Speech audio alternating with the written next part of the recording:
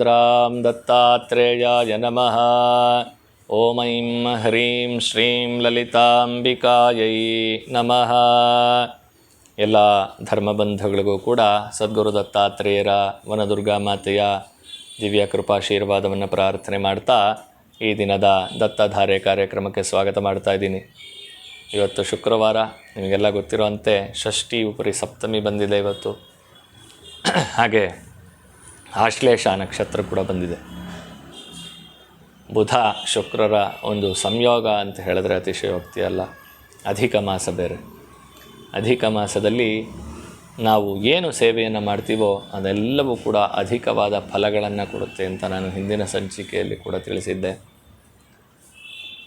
ಇವತ್ತಿನ ದಿನ ಮಹಾಲಕ್ಷ್ಮಿಯ ಅನುಗ್ರಹ ಪ್ರಾಪ್ತಿಯಾಗಬೇಕು. ಪ್ರತಿಯೊಬ್ಬರೂ ಕೂಡ ಮಹಾಲಕ್ಷ್ಮಿ ಅಂತಂದರೆ ಸುಖ, ಸಂತೋಷ, ನೆಮ್ಮದಿ. ಹಣ ಮಾತ್ರ ಅಲ್ಲ, ಹಣ ಇದ್ದರೆ ಸುಖ, ಶಾಂತಿ, ನೆಮ್ಮದಿ ಸಿಗುತ್ತೆ ಅಂತ ಹೇಳೋಕ್ಕಾಗಲ್ಲ. ಹಣ ಇಲ್ಲದೆ ಕೂಡ ಸುಖ, ಶಾಂತಿ, ನೆಮ್ಮದಿಯನ್ನು ಪಡ್ಕೊಂಡಿರೋರು ಇರ್ತಾರೆ. ಆದರೆ ಇವತ್ತಿನ ಜೀವನದಲ್ಲಿ ಹಣವೇ ಮೂಲ ಕಾರಣವಾಗಿದೆ. ನಮಗೆ ನೆಮ್ಮದಿ ಬೇಕು ಅಂತಂದರೆ ನಮ್ಮ ಕೈಯಲ್ಲಿ ದುಡ್ಡಿರಬೇಕು. ದುಡ್ಡಿಲ್ಲ ಅಂತಂದರೆ ನಮಗೆ ನೆಮ್ಮದಿ ಎನ್ನುವುದೇ ಸಿಕ್ಕೋದಿಲ್ಲ. ಏನಾದರೂ ಒಂದು ರೀತಿಯಾದ ಹಿಂಸೆ ಆಗ್ತಾ ಇರುತ್ತೆ. ಪ್ರತಿಯೊಬ್ಬರಿಗೂ ಕೂಡ ಇವತ್ತು ಹಣದ ಅವಶ್ಯಕತೆ ಅಧಿಕವಾಗಿದೆ. ಅದರಿಂದ ಈ ಮಹಾಲಕ್ಷ್ಮಿಯ ಅನುಗ್ರಹ, ನಮ್ಮ ಕೈಯಲ್ಲಿ ಹಣ ನಿಲ್ತಾ ಇಲ್ಲ, ಬರ್ತಾ ಇರೋವಂತಹ ಸಂಪಾದನೆ ನಮಗೆ ದಾರಿನೇ ಸಿಗ್ತಾ ಇಲ್ಲ. ಯಾವುದಾದ್ರೂ ಒಂದು ಸಂಪಾದನೆ ಮಾಡೋಣ ಅಂತ ಹೋದರೆ ಅದು ಅರ್ಧ ಬರುತ್ತೆ, ಅರ್ಧ ಬರೋದಿಲ್ಲ. 1000 ಬರುತ್ತೆ ಅಂತ ಅಂದ್ಕೊಂಡ್ರೆ 1 ರೂಪಾಯಿ ಕೂಡ ನಮ್ಮ ಕೈ ಸೇರೋದು ಕಷ್ಟ ಆಗ್ತಾ ಇದೆ. ಇದೆಲ್ಲ ಆಗೋದಕ್ಕೆ ಕಾರಣ ಏನು ಅಂತಂದರೆ ನಾವು ಮಹಾಲಕ್ಷ್ಮಿ ತಾಯಿಯ ಅನುಗ್ರಹವನ್ನು ಯಾವುದೋ ಒಂದು ರೀತಿಯಲ್ಲಿ ಉದಾಸೀನ ಮಾಡಿರ್ತೀವಿ ಅಂತ. ಎಕ್ಸಾಂಪಲ್ ಹೇಳಬೇಕು ಅಂತಂದರೆ, ಯಾರಾದರೂ ಬರ್ತಾ ಇರ್ತಾರೆ, ಹೂವು ತೊಗೊಳ್ಳಿ ಅಂತಾರೆ, ಬೇಡ ಹೋಗು ಅಂತ ಕಳಿಸ್ತೀವಿ. ಸಂಧ್ಯಾ ಕಾಲದಲ್ಲಿ ಅದರಲ್ಲೂ ಮನೆ ಬಾಗಿಲಿಗೆ ಬಂದು ಹೂವು ಬೇಕಾ ಅಂತ ಅವರು ಮನೆ ಬಾಗಿಲಲ್ಲಿ ಬಂದು ಕೇಳಿದಾಗ ಬೇಡ ಹೋಗು ಅಂತ ಕಳಿಸ್ತೀವಿ. ಹಾಲು ಇಲ್ಲ ಅಂತೀವಿ. ಹಾಗೆ ಯಾರಾದರೂ ಮನೆಗೆ ಬಂದರೆ ಅವರಿಗೆ ಒಂದು ಲೋಟ ನೀರು ಕೊಡೋದಕ್ಕೂ ಕೂಡ ಹಿಂಜರಿಯುವಂತಹ ಒಂದು ಕಾಲ, ಪರಿಸ್ಥಿತಿ ಬಂದು ಕೂತಿದೆ. ಯಾವಾಗ ಯಾವ ರೂಪದಲ್ಲಿ ಆ ದೇವಿಯ ಅನುಗ್ರಹ ನಮಗಾಗತ್ತೆ ಅನ್ನೋದು ನಮಗೆ ಗೊತ್ತಿಲ್ಲ.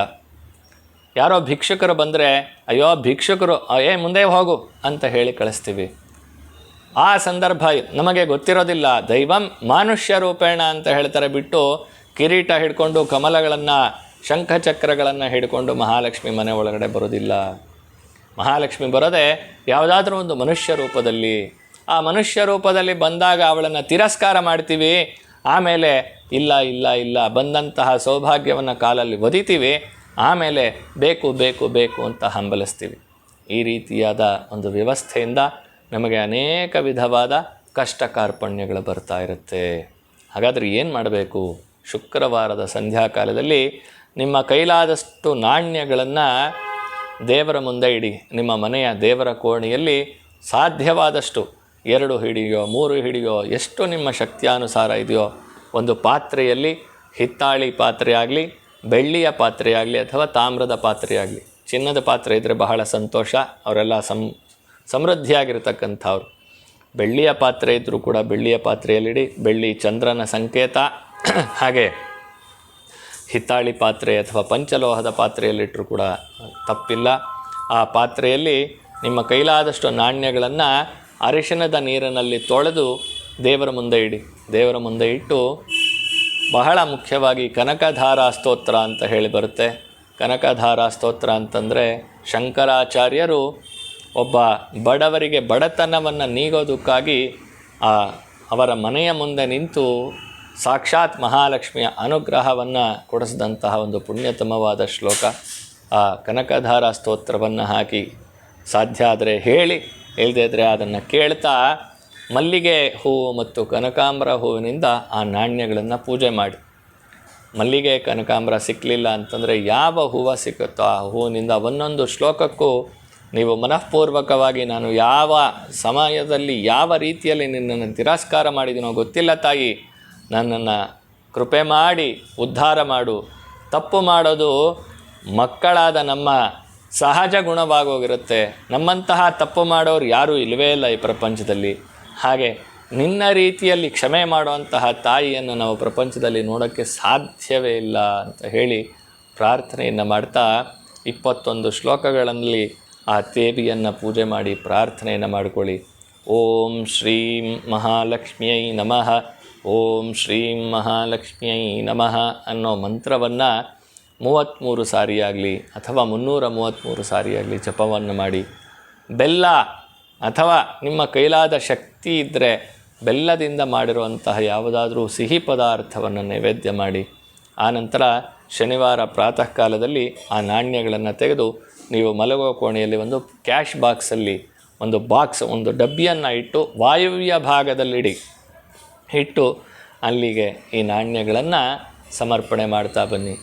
ಕುಬೇರನ ಮೂಲೆಯಲ್ಲಿಡಿ, ಉತ್ತರ ದಿಕ್ಕಲ್ಲಿಡಿ, ದಕ್ಷಿಣ ದಿಕ್ಕಲ್ಲಿಡಿ, ಯಾರೇನಾನ ಹೇಳಿ, ನಾನು ಹೇಳ್ತೀನಿ ವಾಯುವ್ಯ ಭಾಗದಲ್ಲಿ ಒಂದು ಡಬ್ಬಿಯನ್ನು ಸಪರೇಟಾಗಿಟ್ಟು ಆ ತಾಯಿಯ ನಾಣ್ಯಗಳನ್ನು, ಪೂಜೆ ಮಾಡಿದ ನಾಣ್ಯಗಳನ್ನು ಸಮರ್ಪಣೆ ಮಾಡಿ. ನಿಮಗೆ ಏನೇ ಹಣ ಬರಲಿ, ಅದು ಸಾಲವೋ ಸ್ಯಾಲರಿಯೋ ಅಥವಾ ಬಾಡಿಗೆಯೋ ಏನು ಬರುತ್ತೋ ಆ ಏನೇ ಹಣ ಬಂದರೂ ಇವಾಗೆಲ್ಲ ಅಕೌಂಟ್ ಟ್ರಾನ್ಸ್ಫರ್ ಆಗ್ತಾ ಇರುತ್ತೆ. ಅಕೌಂಟ್ ಟ್ರಾನ್ಸ್ಫರ್ ಆಗಿದ್ದರೂ ಕೂಡ ಒಂದು ಸ್ವಲ್ಪ ಹಣವನ್ನು ಡ್ರಾ ಮಾಡ್ಕೊಂಡು ಬಂದು ಆ ಪೆಟ್ಟಿಗೆಯಲ್ಲಿಟ್ಟು ಆನಂತರ ಖರ್ಚು ಮಾಡೋಕ್ಕೆ ಶುರು ಮಾಡಿ. ಒಂದು ದಿನ ಬಿಟ್ಟು ಖರ್ಚು ಮಾಡೋಕ್ಕೆ ಶುರು ಮಾಡಿ. ಈ ನಾಣ್ಯಗಳ ಶೇಖರಣೆ ಆಗ್ತಾ ಇರುತ್ತೆ. ಶುಕ್ರವಾರ ಮಾಡ್ತಾ ಇರ್ತೀರ. ಒಂದು ಡಬ್ಬಿ ಮುಗೀತು, ಇನ್ನೊಂದು ಡಬ್ಬಿ, ಮತ್ತೊಂದು ಡಬ್ಬಿ, ಹೀಗೆ ಸೇರ್ತಾ ಹೋಗ್ತಾ ಇದ್ದರೆ ಮಹಾಲಕ್ಷ್ಮಿ ಇವರು ನಮ್ಮನ್ನು ಕಾಪಾಡ್ತಾರೆ, ಇವರು ಮನೆಗೆ ನಾನು ಆಶೀರ್ವಾದವನ್ನು ಮಾಡಿದ್ರೆ ನಾನು ಸ್ಥಿರವಾಗಿ ನೆಲೆಸೋದಕ್ಕೆ ಇವರು ನನಗೆ ಅವಕಾಶ ಮಾಡಿಕೊಡ್ತಾರೆ ಅಂತ ಹೇಳಿ ಆ ತಾಯಿ ಆನಂದವಾಗಿ ಮನೆಗೆ ಬರೋಕ್ಕೆ ಶುರು ಮಾಡ್ತಾಳೆ. ಆಗ ಸಂಕಷ್ಟಗಳು ಪರಿಹಾರ ಆಗ್ತಾ ಒಂದೊಂದೇ ಕಾರ್ಪಣ್ಯಗಳು ದೂರವಾಗ್ತಾ ಶಾಂತಿ ನೆಮ್ಮದಿ ಸಿಗ್ತಾ ಹೋಗುತ್ತೆ. ಆ ನಾಣ್ಯಗಳನ್ನು ಏನು ಮಾಡಬೇಕು ಅಂತ ಇವಾಗಲೇ ಕೇಳಬೇಡಿ. ಆದರೂ ಕೂಡ ಆ ನಾಣ್ಯಗಳ ಶೇಖರಣೆ ಮಾಡೋದು ಅಭ್ಯಾಸ ಮಾಡಿಕೊಳ್ಳಿ. ಎಷ್ಟು ಮನೆಯಲ್ಲಿ ನಾಣ್ಯಗಳ ರೂಪದಲ್ಲಿ ತಾಯಿ ನೆಲೆಸ್ತಾಳೋ, ಆ ನಾಣ್ಯಗಳ ಶಬ್ದ ನಮ್ಮ ಮನೆಯಲ್ಲಿ ಕೇಳುತ್ತೋ ಅಷ್ಟು ಅವಳಿಗೆ ಹಿತಕರವಾದ ಒಂದು ವಾತಾವರಣ ಉಂಟಾಗುತ್ತೆ. ಅದಕ್ಕಾಗಿ ಹೆಣ್ಣು ಮಕ್ಕಳು ಗಾಜಿನ ಬಳೆಗಳನ್ನು ಹಾಕ್ಕೊಳ್ಳಿ, ಕಾಲಿಗೆ ಗೆಜ್ಜೆಗಳನ್ನು ಕಟ್ಕೊಳ್ಳಿ, ಕಿವಿಗೆ ಓಲೆ ಜುಮುಕಿಯನ್ನು ಹಾಕಿ ಅಂತ ಹಿರಿಯರು ಮಾಡಿಕೊಟ್ಟಿದ್ದು. ಇವತ್ತು ಬಳೆ ಬೇಡ, ಗೆಜ್ಜೆ ಬೇಡ, ಕಿವಿ ಪಾಲೆ ಯಾವುದಾದ್ರೂ ಫಂಕ್ಷನ್ಗೆ ಹೋಗಬೇಕಾದ್ರೆ ಮಾತ್ರ ಹೆಣ್ಮಕ್ಳು ಅಲಂಕಾರ ಮಾಡ್ಕೊಳ್ಳೋದು. ಇಲ್ದಾದರೆ ಮನೆಯಲ್ಲಿ ಹಣೆಗಿಲ್ಲ, ಕೈಗಿಲ್ಲ, ಕತ್ತಿಗಿಲ್ಲ, ಕಾಲಿಗಿಲ್ಲ, ಯಾವುದೋ ಒಂದು ಅಜಾಡ ತಗಲಾಕ್ಕೊಂಡು ಓಡಾಡೋ ಅಂಥ ಪರಿಸ್ಥಿತಿ ಬಂದು ಕೂತಿದೆ. ದಯವಿಟ್ಟು ಬೇಡ. ನಮ್ಮ ಸಂಸ್ಕೃತಿಯನ್ನು ಅನುಸರಿಸೋಣ. ನಮ್ಮ ಮನೆಯ ಶಾಂತಿ ನೆಮ್ಮದಿಗೆ ನಮ್ಮ ಮನೆಯಲ್ಲಿರ್ತಕ್ಕಂತಹ ಹೆಣ್ಣು ಮಕ್ಕಳೇ ಕಾರಣರಾಗ್ತಾರೆ ಅಂದರೆ ಅತಿಶಯೋಕ್ತಿಯಲ್ಲ ಅಂತ ಹೇಳಿ ತಿಳಿಸ್ತಾ ಇವತ್ತಿನ ಕಾರ್ಯಕ್ರಮಕ್ಕೆ ಮಂಗಳ ಹಾಡ್ತಾ ಇದ್ದೀನಿ. ಓಂ ಶಾಂತಿ ಶಾಂತಿ ಶಾಂತಿ. ಸದ್ಗುರೋ ದಿವ್ಯ ಚರಣಾರವಿಂದಾರ್ಪಣಮಸ್ತು.